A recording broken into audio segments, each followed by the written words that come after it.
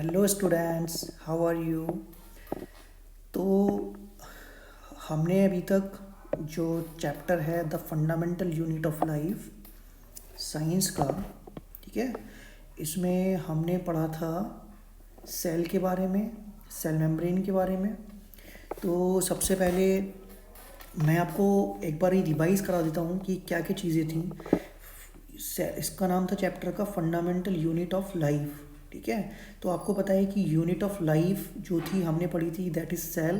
Fundamental क्यों थी? क्योंकि ये सेल ही होती है जो हर एक ऑर्गेनिज्म के अंदर होती है और हर एक कोई सेल से ही बना होता है, ठीक है। सेल बेसिक यूनिट है और सेल से ही हमारे सारे फंक्शंस हैं। चाहे हम सांस ले रहे हैं, खाना खा रहे हैं, सो रहे हैं, खेल रहे हैं, सारे फंक्शंस सेल हमारे कंट्रोल करती है, ठीक है।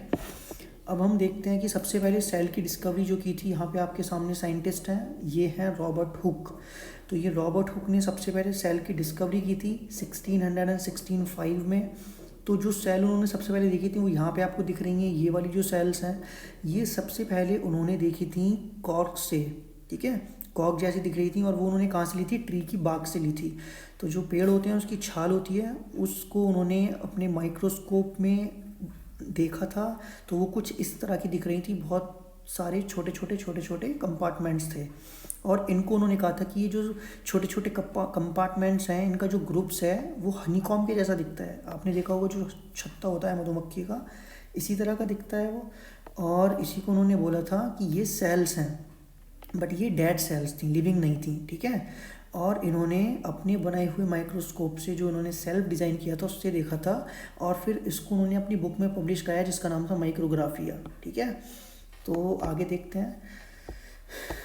ये पार्ट 1 है इसका और ये चैप्टर का नाम आपको पता ही है, fundamental unit of life, right. अब सबसे पहले हम देखते हैं, यहाँ पे मैंने देखो मेंशन किया है, ये जो माइक्रोस्कोप दिख रहा है ये रॉबर्ट हुक का माइक्रोस्कोप है, उन्होंने खुद बनाया था ये। और इस तरह की सेल्स को उन्होंने देखा था। तो उन्होंने क्या किया था, एक स्लाइस ली थी कॉर्क की स्लाइस कैसी, फॉर एग्जांपल एक छोटी सी इतना सा इन्होंने स्लाइस ली और इसको उन्होंने किस पे रखा था? पेट्री प्लेट पे रखा था। और इस पेट्री प्लेट को उन्होंने फिर माइक्रोस्कोप की हेल्प से यहाँ पे देखा और वो कैसी दिख रही थी? इस तरह की दिख रही थी, ठीक है।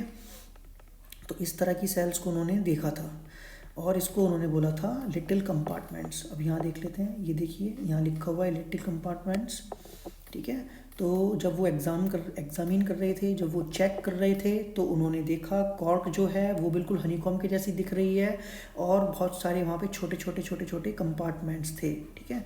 किस तरह के कंपार्टमेंट्स थे? इस तरह के बहुत छोटे छोटे कंपार्टमेंट्स थे जो एक साथ आपस में अटैच थे और हनीकॉम्ब के जैसे प्रतीत हो रहे थे। इसी को उन्होंने बोला सेल, इसी को उन्होंने क्या बोला था? सेल, ठीक है। और फिर हम देखते हैं कि जितनी भी सेल्स की इन्होंने स्टडी की माइक्रोस्कोप के थ्रू, ठीक है, तो उन्होंने बताया था कि जो कॉर्क था ये ट्री के बाग से आता है, उसकी छाल से आता है। 1665 में उन्होंने ऑब्जर्व किया था, अपने ही बनाए हुए माइक्रोस्कोप से उन्होंने इस सेल को देखा, इस तरह की दिख रही थी वो सेल्स, राइट। और यहाँ पे क्वेश्चन पूछा गया ना, who is known as the fundamental unit of life, तो उसको हम बोलते हैं cell. Cell is known as the fundamental unit of life. अब रॉबर्ट हुक ने इनको क्या कहा था? बॉक्सेस को सेल्स कहा था, ठीक है। और ये कहाँ से आया? लैटिन वर्ड से आया जिसका नाम होता है लिटिल रूम, ठीक है। तो सेल का मतलब होता है लैटिन में लिटिल रूम, छोटा सा एक कमरा, छोटा सा रूम। और वो बहुत छोटा दिखता है, ठीक है, इतना छोटा दिखता है कि हम आंखों से नहीं देख सकते इन सेल्स को, माइक्रोस्कोप की हेल्प से हम इनको ऑब्जर्व कर सकते हैं। और उन्होंने जो अपनी बुक लिखी थी इसका नाम था माइक्रोग्राफिया, जिसमें उन्होंने अपने इस वर्क को पब्लिश कराया था, ठीक है। अब नेक्स्ट पे चलते हैं। अब वो देखो एनसीईआरटी में एक एक्टिविटी है, साइंस एक्टिविटी, जिसमें हम ऑनियन की पील को देखते हैं अंडर द माइक्रोस्कोप।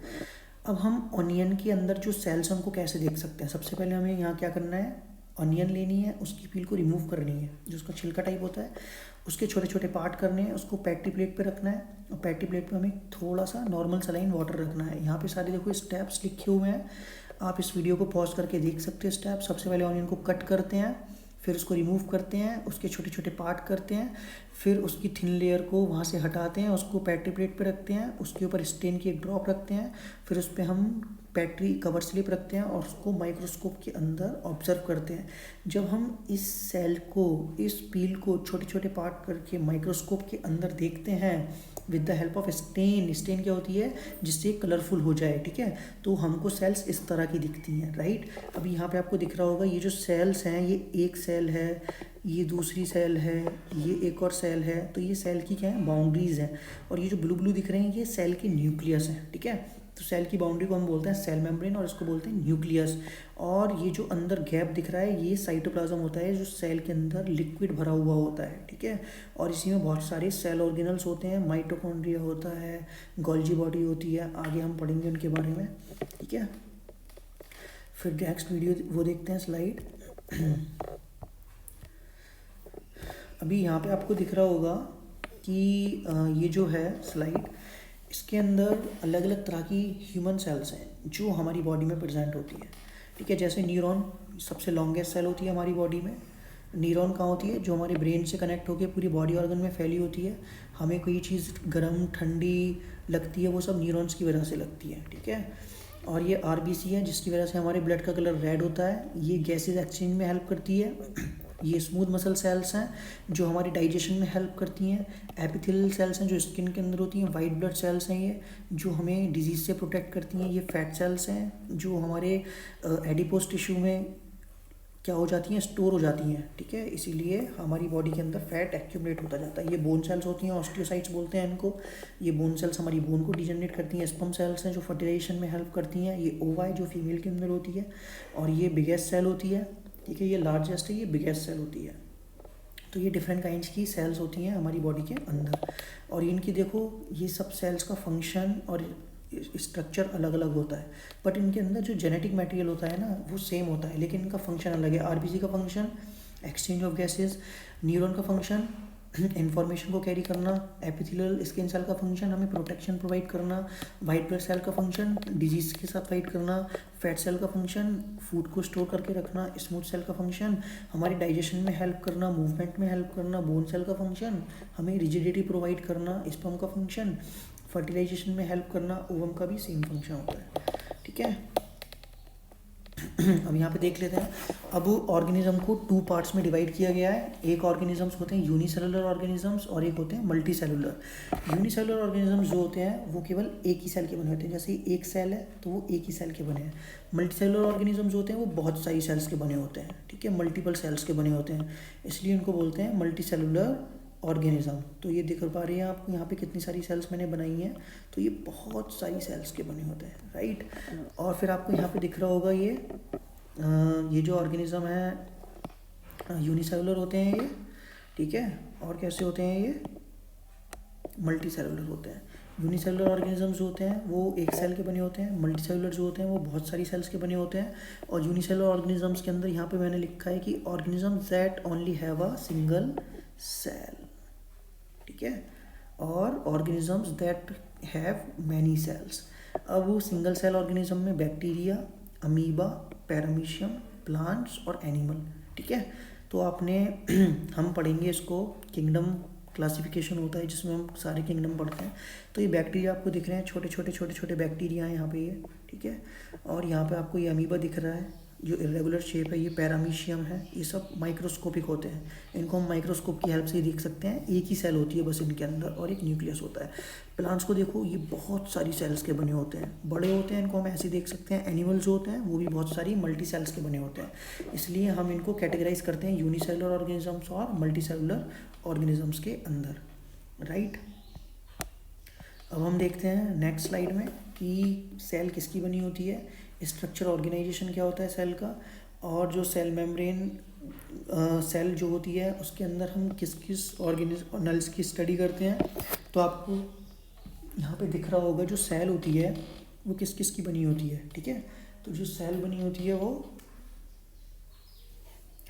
एक तो सेल मेम्ब्रेन की बनी होती है, सेल वॉल होता है सेल के अंदर, न्यूक्लियस होता है, मेम्ब्रेन बाउंड ऑर्गेनल्स होते हैं और फ्लूइड होता है। अब यहाँ पे आपको दिख रही है ये एक सेल मेम्ब्रेन है, ठीक है, जिसके अंदर ये सारी चीज़ें बंद हैं। तो ये इसको हम बोलते हैं सेल मेम्ब्रेन। क्या बोलते हैं इसको, this is cell membrane, right. और इसके बाद में अंदर जो ये बड़ा सा दिख रहा है आपको, ये न्यूक्लियस है, इसको हम क्या बोलते हैं स्टूडेंट्स, ये न्यूक्लियस है, ठीक है।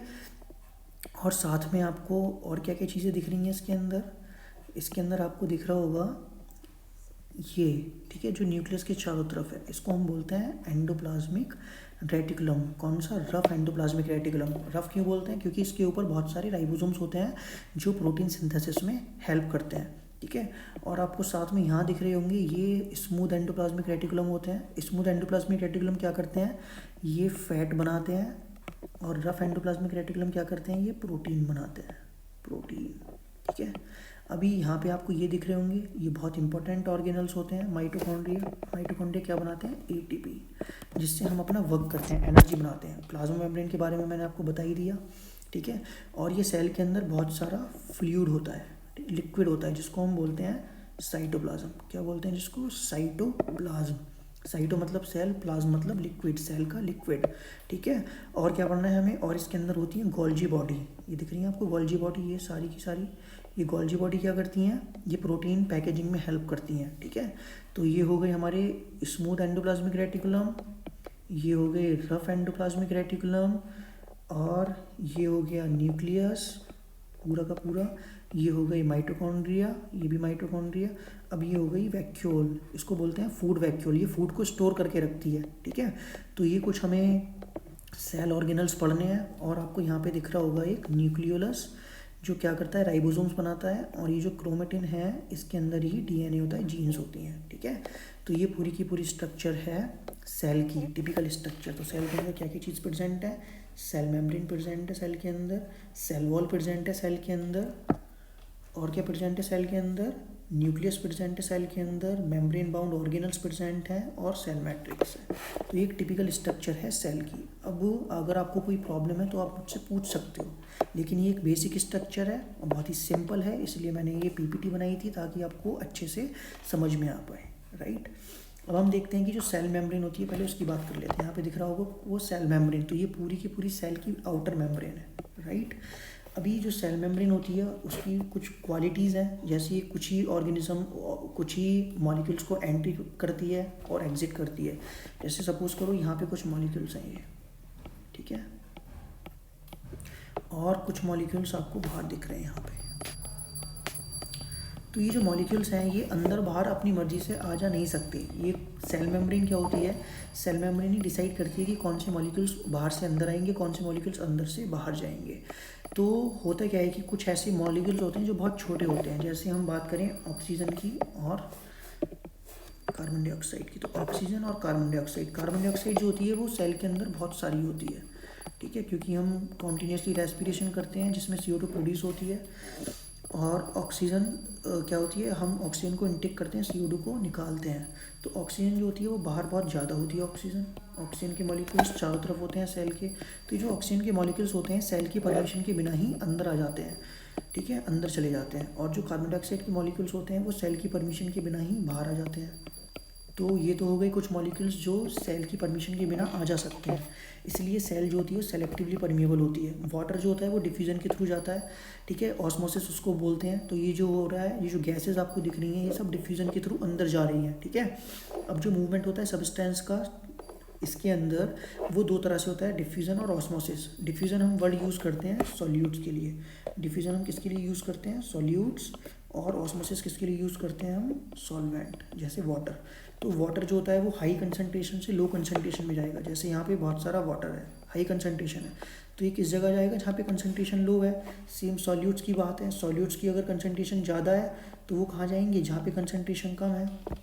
यहाँ पे देखिए आप, तो डिफ्यूज़न और ऑस्मोसिस। तो डिफ्यूज़न जो है, यहाँ पे आपको सॉल्यूट्स के मॉलिक्यूल दिख रहे हैं, तो ये सॉल्यूट्स के मॉलिक्यूल्स इस पानी के अंदर हाई कंसनट्रेशन से लो कंसनट्रेशन में जा रहे हैं। यहाँ पे कंसनट्रेशन हाई दिख रही है इस टर्म पे, और यहाँ पे कंसनट्रेशन नहीं है, तो ये सारे के सारे क्या हो गए? इधर उधर फैल गए, जहाँ पे कंसनट्रेशन कम थी इनकी। ऑस्मोसिस में क्या होता है? वाटर की बात करते हैं। अभी यहाँ पे आपको सेमी परमेबल मेम्ब्रेन दिख रही है ये, ठीक है, और यहाँ पे आपको क्या दिख रहे हैं? वाटर के मॉलिक्यूल्स दिख रहे हैं ये। तो ये रेड वाले जो हैं ये सॉल्यूट्स हैं, और जो ब्लू वाला है ये वाटर है। अभी वाटर की कंसनट्रेशन यहाँ पे इक्विलिब्रियम में है, ठीक है, लेकिन जो सॉल्यूट्स हैं वो यहाँ कम है, यहाँ ज़्यादा है। तो इससे क्या होगा? यहाँ पे वाटर की जो मॉलिक्यूल्स हैं वो बहुत सारे दिख रहे हैं आपको, तो वाटर के मॉलिक्यूल्स यहाँ से इधर की तरफ एंट्री करेंगे, ठीक है। तो यहाँ पे आपको क्या दिख रहा है? वाटर के मॉलिक्यूल्स हो रहे हैं वो इधर की तरफ एंट्री कर रहे हैं, और जो सॉल्यूट्स हैं वो सॉल्यूट्स क्या हो रहे हैं? सॉल्यूट्स के मॉलिक्यूल इधर ज़्यादा है, इधर कम है तो वो इधर से इधर की तरफ मूव करेंगे। तो जो वाटर के मॉलिक्यूल्स होते हैं वो हाई कंसनट्रेशन से लो कंसनट्रेशन की तरफ मूव करते हैं, ठीक है। तो यहाँ पे आपको समझ में आ गया होगा कि किस तरह से ऑस्मोसिस होती है, राइट। और एक एग्जांपल से समझते हैं कि हमने सेल्स को 3 तरह के सॉल्यूशन में रखा, आइसोटोनिक, हाइपोटोनिक और हाइपरटोनिक। आइसोटोनिक का मतलब होता है कि सेल के अंदर भी सेम पानी है, बाहर भी उतना ही पानी है। सपोज करो बाहर भी कितना पानी है, 1 लीटर, सेल के अंदर भी 1 लीटर है, तो मॉलिक्यूल्स कैसे रहेंगे, सेल नॉर्मल रहेगी। अब अगर हम इसको देखें और सेल के अंदर तो पानी कैसा है, कम है, बाहर बहुत सारा है, तो इसको समझते हैं किशमिश के एग्जांपल से। किशमिश को अगर हम पानी में रखते हैं तो किशमिश में पानी कम है, बाहर ज़्यादा है, तो किशमिश फूल जाती है, बड़ी हो जाती है, स्वेल अप हो जाती है। और अगर हम उसी किशमिश को चीनी के घोल में रख दें तो किशमिश में पानी ज़्यादा है और चीनी के घोल में पानी कम है, तो वही किशमिश अब श्रिंक हो जाती है। तो इस तरह की सॉल्यूशन को बोलते हैं हाइपरटोनिक, जिसके अंदर जो पानी के मॉलिक्यूल्स बाहर कम होते हैं, अंदर ज़्यादा होते हैं, और सेल उसमें अपने पानी के मॉलिक्यूल्स को बाहर की तरफ छोड़ देती है और वो श्रिंक हो जाती है। इस तरह के सॉल्यूशन को बोलते हैं हाइपोटोनिक।